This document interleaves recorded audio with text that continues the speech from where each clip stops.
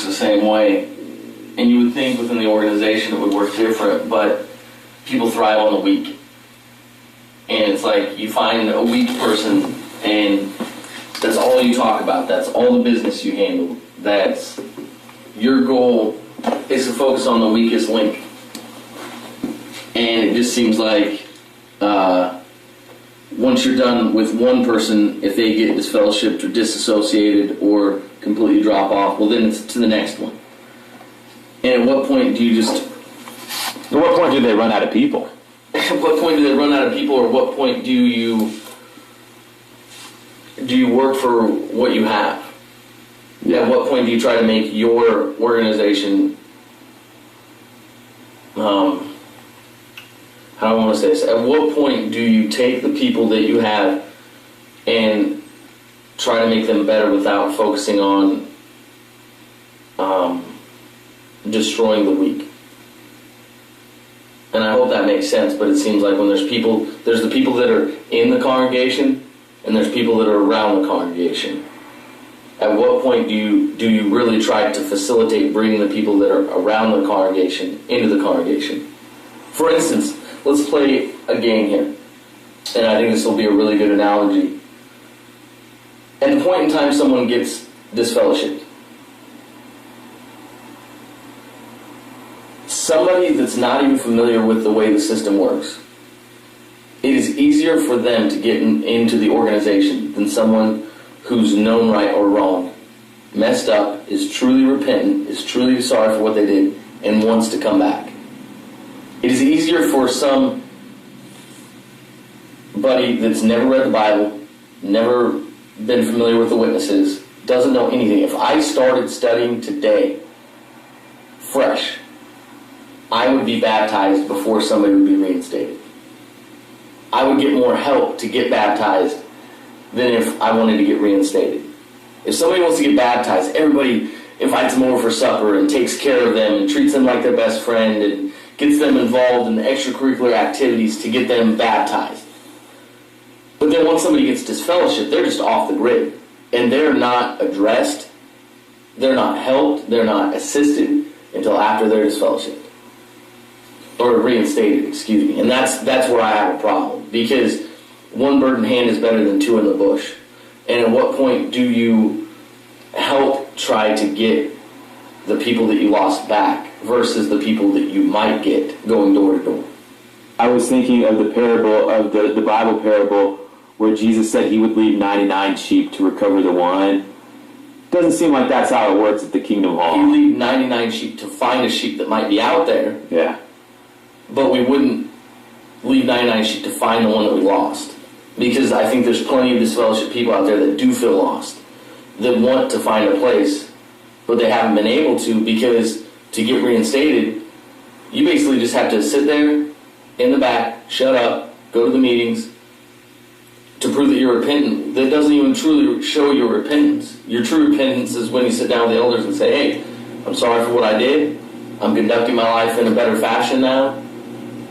You know, and then you get reinstated. But you haven't gone through the conditioning that somebody that just got visited door to door has gone out to.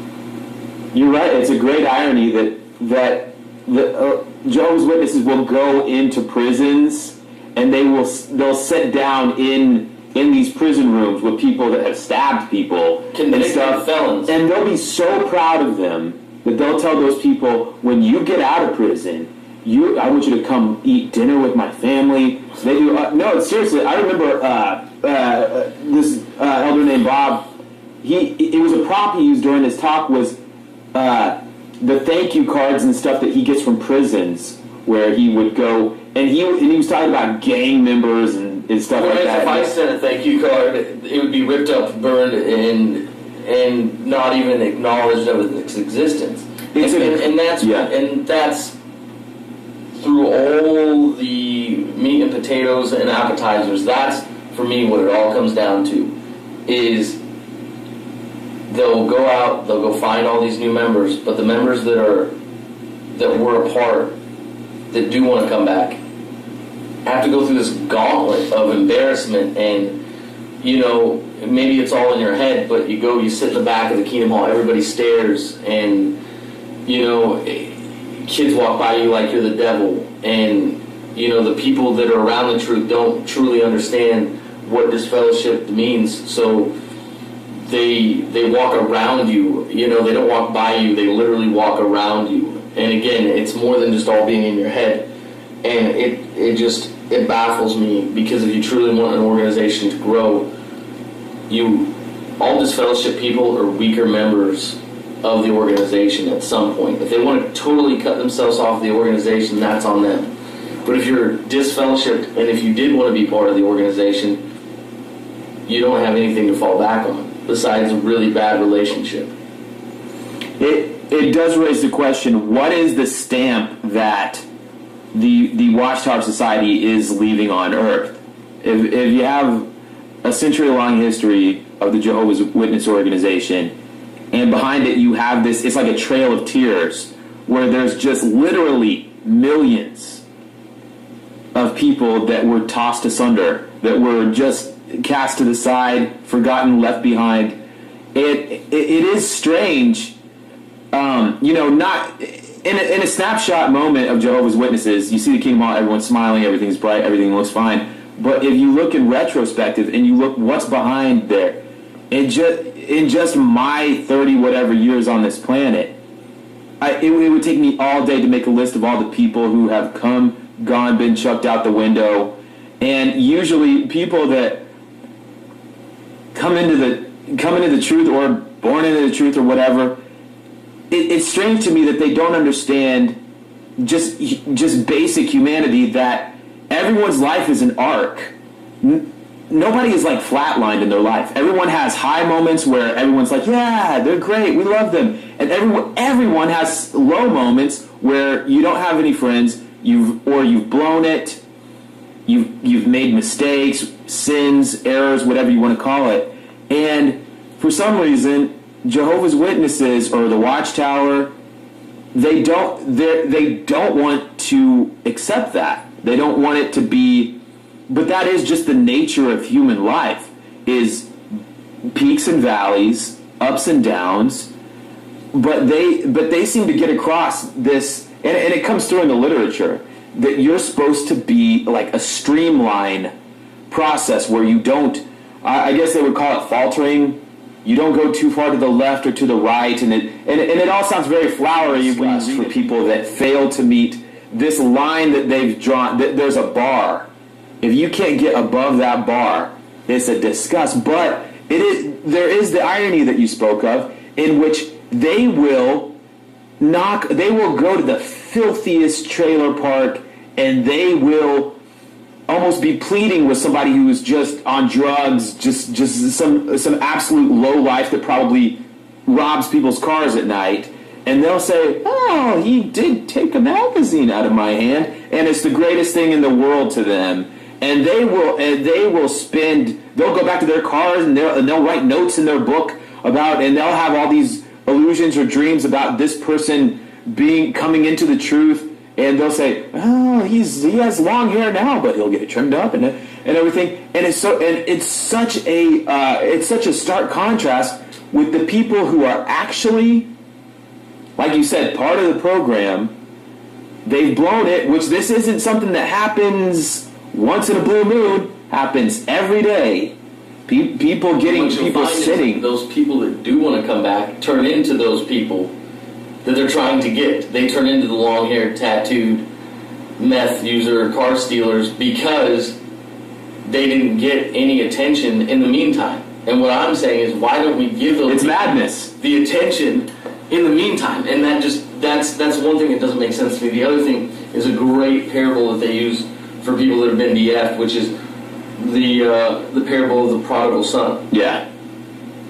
When the prodigal son tried to come back, the father accepted him with open arms, put rings on his feet, new garments, and had a party.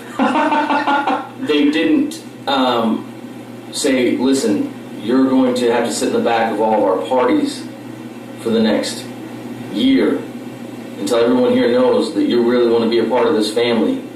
And then once we know at the end of this year, 6 months, 8 months, 2 years, 5 years, whatever date that they want to say after you've proven that you understood that you messed up, now you can come back. I missed that part of the parable. The part of the parable that I heard was when he wanted to come back, genuinely wanted to come back, they accepted him. Right now, if any disfellowship person walks in the kingdom hall and says, hey, I want to come back, where's my party?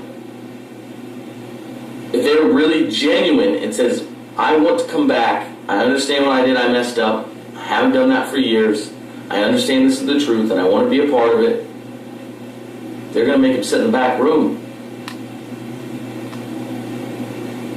And I missed that part of that parable. And so they get stuck in this whirlwind of trying to find a belonging. It's a demonstration of works, which, you know, I don't want to start interpreting scripture for you, but there's this big come on in the Bible about how it's about the heart, it's about what's in your heart and your mind, and if works, if errors are what you count, Jehovah, who could stand? Everything, but then you walk in the kingdom hall and they have their own. It's all devised differently, and it gets old. Like you and I were talking about, there's some pretty rough characters at the kingdom hall who have done some kind of shady stuff. For whatever reason, they have it concealed, covered up. And your and I's morals will never cross those boundaries. And that's the crazy part. We're never going to touch a little kid. We're never going to commit murder. You know, there's just a list of things that you and I, our God-given morals are instilled in us. Do you know how many ass beaters are at the kingdom hall? Like people that beat their wives, their kids. I mean, and I'm talking about they just beat them down. Then they put on a suit and they're at the kingdom hall and everything. And I'm talking like bloody knuckles. I'm talking like beat downs. I think you have some inkling of it, as I do. I mean, if you've been in several kingdom halls, or you've been going for years, there is just, I mean, the guys that take the belts off and just, they I mean, you know, or liars. Here's the big thing. The original sin is Satan lying. That was the biggest, number one worst thing that has ever happened here. The fastest way to make a witness lie is to accuse them that they've done something wrong. Because anytime you ask a witness, did you do this? The first thing that comes out is no. Yeah. Yes.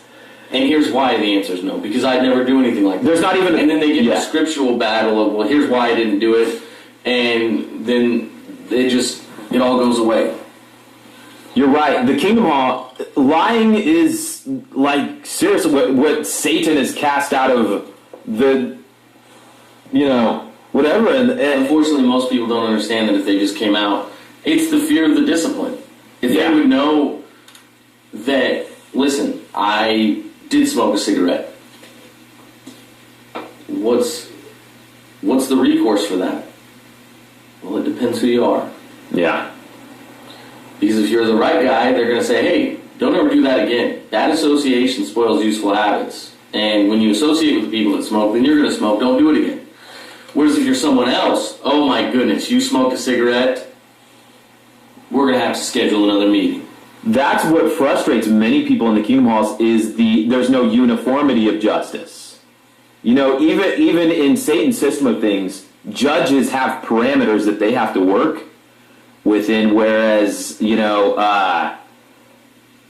it is a strange thing when you bring it up that lying happens all the time. People lie in the kingdom hall. Who you ever heard of been disfellowshipped for lying? But how many liars do you know at the kingdom hall? But for some reason, sex, you're disfellowshipped. Lying, it doesn't even occur to people that, because I can prove, well, there's a dozen people offhand I can prove are liars.